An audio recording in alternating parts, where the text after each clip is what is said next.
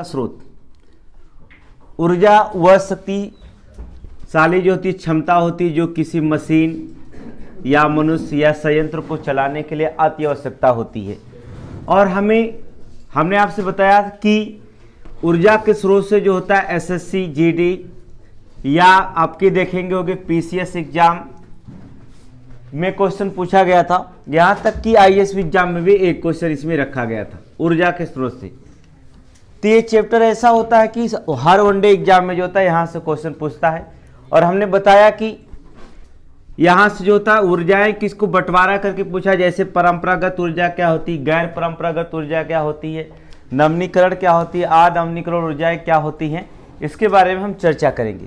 तो SSC GD के परिप्रेक्ष्य में हम आपको बताते हैं ऊर्जा के स्रोत। ऊर्जा के 3 आधार बताए। हमने बताया कि पहली ऊर्जा की स्रोत होती है जो प्रयोग के आधार पर बांटा जाता है, प्रयोग के आधार पर। दूसरी जो होती है उपलब्धता के आधार पर, उपलब्धता के आधार पर। और तीसरा जो स्रोत होता है पुनः प्राप्ति के आधार पर, पुनः प्राप्ति के आधार पर। 3 प्रकार से हम स्रोत की ऊर्जा पा सकते हैं। अब देखेंगे जो प्रयोग के आधार पर ऊर्जा प्राप्त की जा सकती है उसे 2 भागों में हमने बांट किया। देखेंगे आपकी एक तो होता है वाणिज्यिक ऊर्जा, इसमें होती है एक आपकी जो होती है वाणिज्यिक ऊर्जा, और दूसरा जो होती है गैर वाणिज्यिक ऊर्जा होती है। गैर वाणिज्यिक ऊर्जा होती है। वाणिज्यिक ऊर्जा में हम किसको रखते हैं? वाणिज्यिक ऊर्जा का मतलब होता है जैसे आपका कोयला, क्वेश्चन से आपके बनाएंगे कैसे, जैसे वाणिज्यिक ऊर्जा दे दिया, बोल देगा कि इसमें से कौन से गैर वाणिज्यिक ऊर्जा है, अर्थात 4 विकल्प इसमें दे दिया। या फिर कह सकता है गैर वाणिज्यिक ऊर्जा दे सकता है, कह सकता है इसमें वाणिज्यिक ऊर्जा कौन सी है, तो आपको निकालना पड़ेगा, अर्थात वाणिज्यिक ऊर्जा और गैर वाणिज्यिक। जैसे कोयला हो गया, तेल हो गया, प्राकृतिक गैस हो गई, प्राकृतिक गैस, और भी ऊर्जाएं हो सकती है, जल विद्युत हो सकता है, जल विद्युत, आणविक ईंधन, आणविक ईंधन, ये जितने स्रोत होते हैं ये आपके वाणिज्यिक ऊर्जा के स्रोत होते हैं। कोयला, तेल, प्राकृतिक गैस, जल विद्युत या वाणिज्यिक ईंधन। तो इसमें से एसएससी में पूछा गया था यही कि गैर वाणिज्यिक ऊर्जा क्या होता है, एक पूछा गया था परंपरागत ऊर्जा क्या होता। तो आपको एसएससी में पूछा जाएगा, उस बार क्वेश्चन कुछ बदलेगा। यहाँ पर कोयला, तेल, प्राकृतिक गैस, जल विद्युत और आणविक ईंधन ये वाणिज्यिक ऊर्जा के अंतर्गत आते। गैर वाणिज्यिक ऊर्जा के अंतर्गत क्या होता है, जैसे हम कह दिए लकड़ी हो गई, ये गैर वाणिज्यिक ऊर्जा है। चारकोल हो गया, ये क्या होता है, गैर वाणिज्यिक ऊर्जा होता। लकड़ी, चारकोल, या कृषि अवशिष्ट हो गया, कृषि अवशिष्ट। और क्या हो सकता है इसमें, कृषि अवशिष्ट के सिवा भी क्वेश्चन हो सकता। आप सुने होंगे उपले, उपले जानते हो ना, हाँ उपले, हाँ उपले, या वनों से प्राप्त अवशिष्ट हो सकता है, वनों से प्राप्त ईंधन, वनों से प्राप्त ईंधन, ये सब के सब क्या है, वाणिज्यिक ऊर्जा के अंतर्गत आते। और भी लिखते हैं विभिन्न प्रकार के जो होते उद्योगों से निकला ईंधन, उद्योगों द्वारा निर्मित ईंधन, उद्योगों द्वारा ईंधन, इसको भी हम क्या करेंगे, वाणिज्यिक ऊर्जा में रखेंगे। गैर वाणिज्यिक और वाणिज्यिक ऊर्जा, तो यहां से क्वेश्चन जो होता। अब जीडी में कैसे क्वेश्चन पूछा जाएगा, एसएससी जीडी का क्वेश्चन पूछा गया था कैसे, जैसे इसमें दे देगा कि वाणिज्यिक, इनमें से कौन से वाणिज्यिक ऊर्जा है, तो इनमें से कौन से वाणिज्यिक ऊर्जा है, एक वाणिज्यिक ऊर्जा इसमें क्या करेगा, डाल देगा, या तो आणविक ईंधन डाल दिया इसी में। तो आपको ढूंढना पड़ेगा कि कौन से वाणिज्यिक है, कौन से गैर वाणिज्यिक ऊर्जा होते हैं। तो आपको इन दोनों को अलग अलग से क्या करना होगा, लिखने पड़ेंगे। ठीक है। दूसरा चीज होती है उपलब्धता के आधार पर।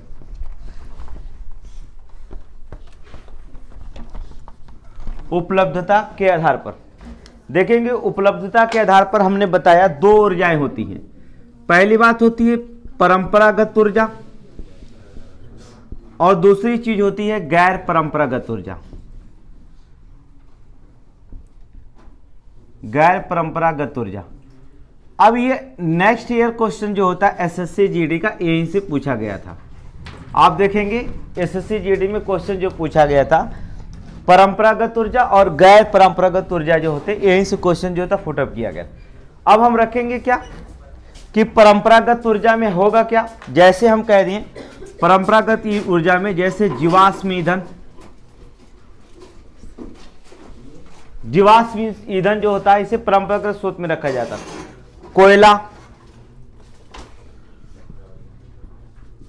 कोयला तेल रख सकते हैं, इसमें कोई भी तेल निकल सकता है प्राकृतिक से, उसको रखेंगे कोयला या तेल या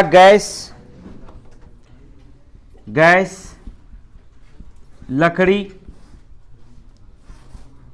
इत्यादि। ये जो कहलाता है ये आपके कहलाते हैं परंपरागत ऊर्जा, अर्थात परंपरागत ऊर्जा जो होते हैं स्रोत होते हैं, परंपरागत के स्रोत माने जाते हैं। और इसे गैर परंपरागत स्रोत में क्या रखेंगे, इसके विपरीत रख सकते हैं।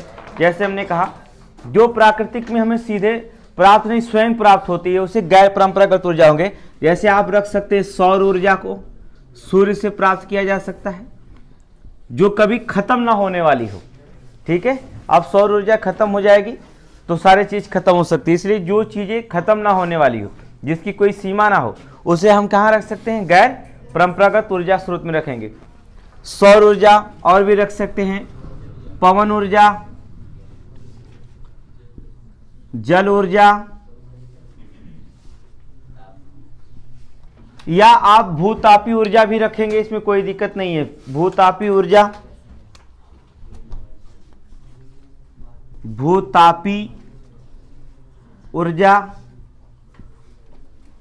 और भी सकते हैं, जल ऊर्जा, सौर ऊर्जा, भूतापी ऊर्जा, समुद्र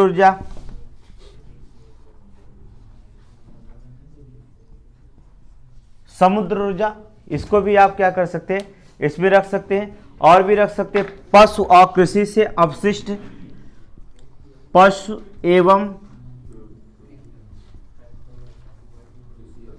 कृषि से अपशिष्ट।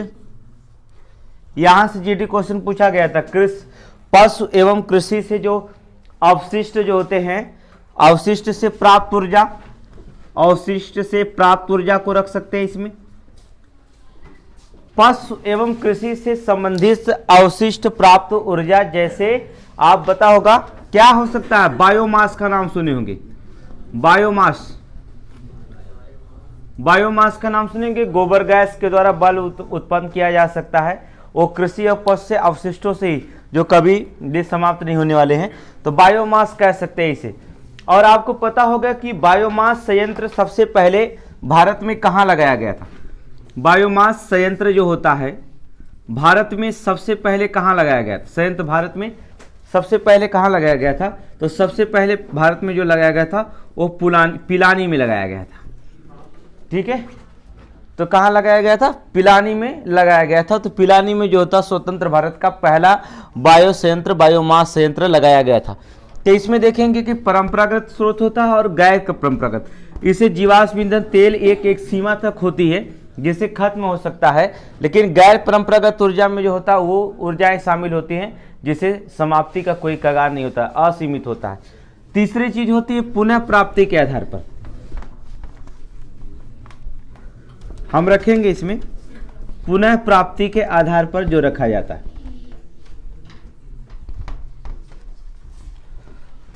इसमें दो तरह की ऊर्जाएं रख सकते हैं पुनः प्राप्ति के आधार पर। एक तो होता है अक्षय ऊर्जा,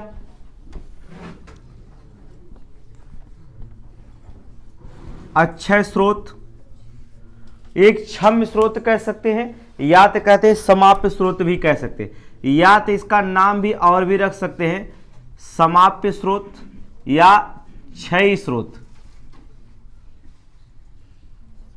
दो तरह के होते हैं, अक्षय ऊर्जा पुनः प्राप्ति के आधार पर अक्षय ऊर्जा कह सकते हैं, या समाप्य या क्षय स्रोत के नाम से जाना जाता है। अक्षय ऊर्जा के मतलब होता है इस ऊर्जा को समाप्त होने की संभावना पूरी होती है। जो ऊर्जा समाप्त होने की संभावना पूरी होती है। याद रखिएगा कि अक्षय ऊर्जा की में हम देखेंगे संभावना जो होती है, इसमें समाप्ति की कोई संभावना नहीं। फिर जो ऊर्जा समाप्ति की होने की संभावना नहीं होती उसे हम कहेंगे अक्षय ऊर्जा कहेंगे।